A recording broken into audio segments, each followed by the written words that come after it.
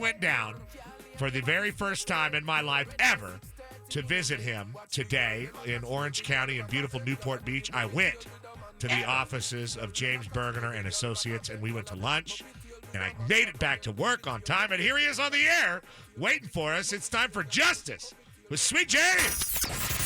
Order in the court. Order in the court.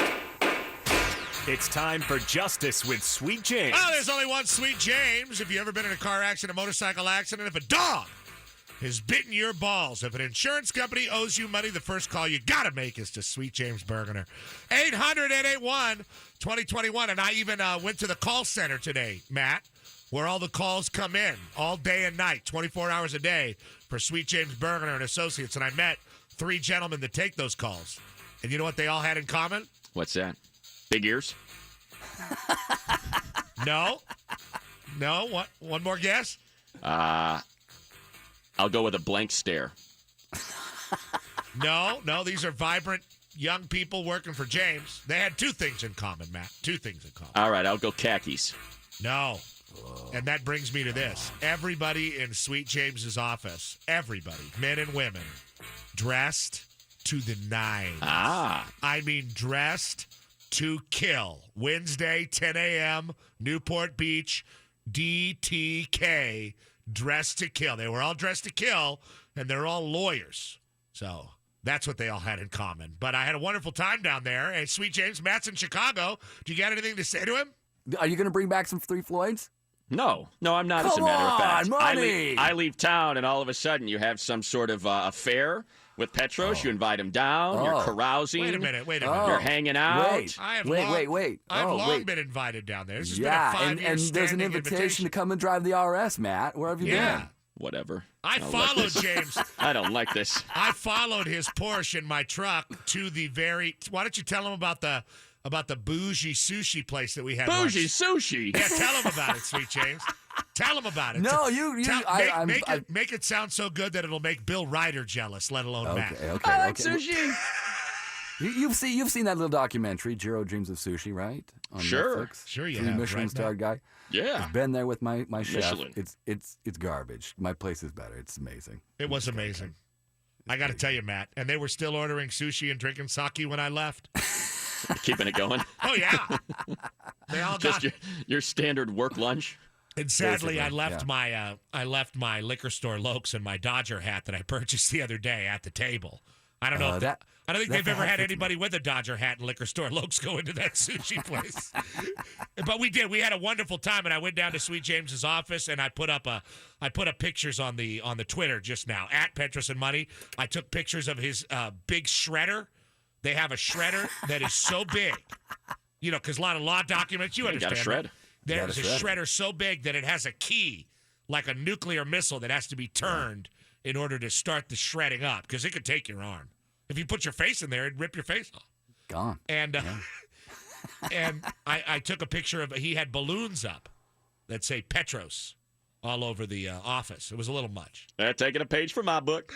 Yes, dear, we're going to put up balloons.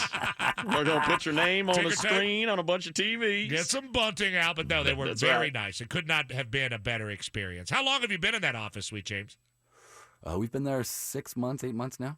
Now, when people come to your office, do you go like, hey, they're going to be pretty impressed with this? Do I what? Do you say like, hey, people are going to be pretty impressed with what I got going on? No. Because I would. I spent a lot of time there. I want it to be a nice place. Now, James, are you behind 1 or 2 doors? I'm guessing 2. Oh, can I describe it to you? Let's see. Because in Sweet James's area, okay, not only does he have a corner office, but his secretary has her own special room.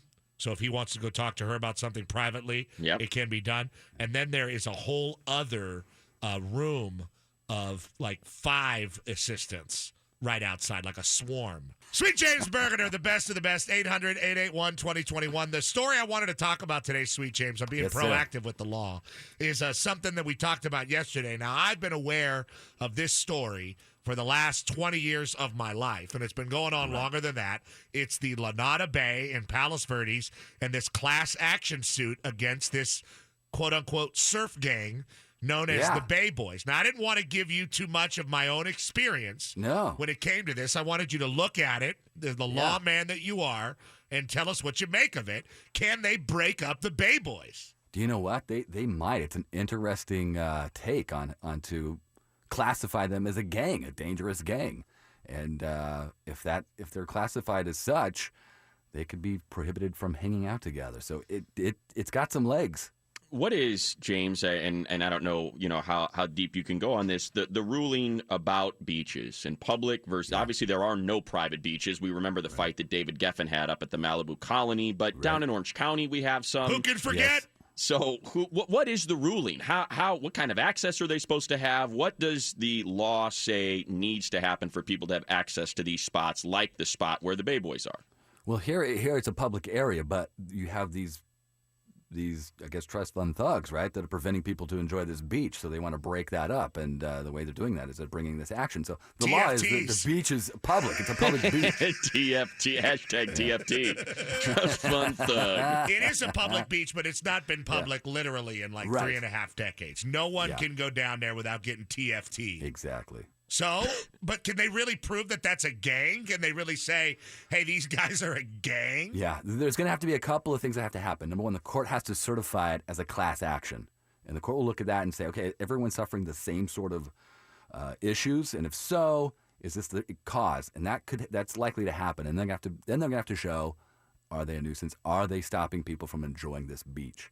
And if that happens, well, yes, bam, they're there. They're going to win. Now, what about the city? What's the culpability of the city of Palos Verdes Estates, who has basically just kind of turned a blind eye to this over the years? Because what are you going to do? Go bug Biff and Buffy's kid about parking his Range Rover at the bay and hassling professional Brazilian surfers? So what's going to happen to the city of PVE?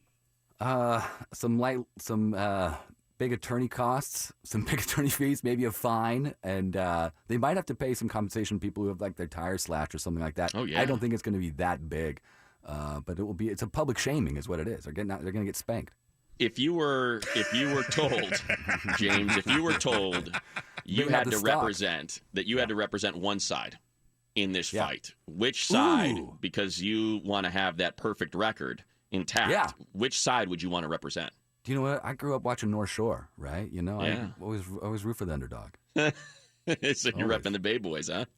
No. They're not the underdogs. They're Brody the seemed Lord like the Hamilton underdog, guy. right?